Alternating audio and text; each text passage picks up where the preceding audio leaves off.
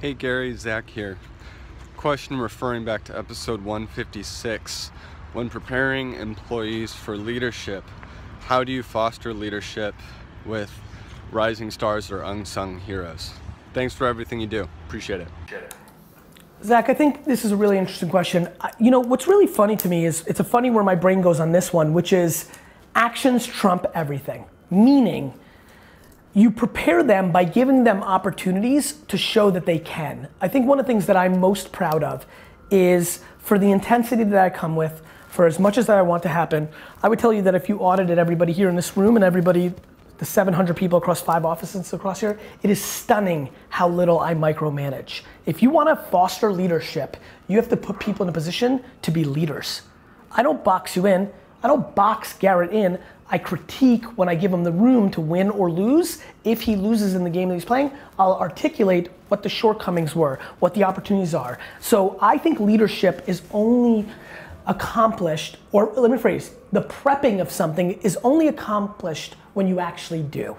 This is where I get really mad about entrepreneur school. Entrepreneur school is like reading about push-ups. Like, you know, Dunk wants to challenge me into some crazy weight thing of like who can bench more, whatever you're up to. And so, what's the preparation for that? I can't read about bench press technique. I gotta go do it. You gotta put in the work. I've been working out every day since then. Dunk has not. I'm getting more prep. Now, he may have more natural talent. He just might be stronger. He's definitely much younger and should, in theory, win this, but he won't because I'll out-prepare him. And so that's the punchline, prep.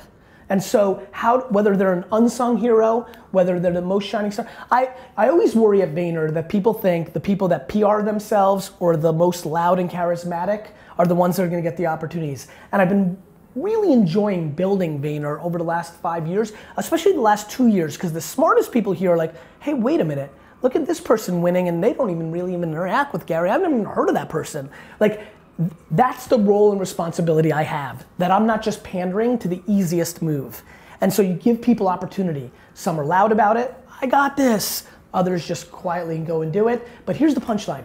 Whether you're like me and you talk a ton of shit and you back it the fuck up every fucking time, that's a win. Or you say nothing, but you back it the fuck up every time, it's the second part that matters. So put those people in a position to succeed and then watch if they're doing it. Call their bluff, give them a shot, push them harder than they think that they can do. Believe in them more than they believe in themselves and create the framework and the opportunities to do that.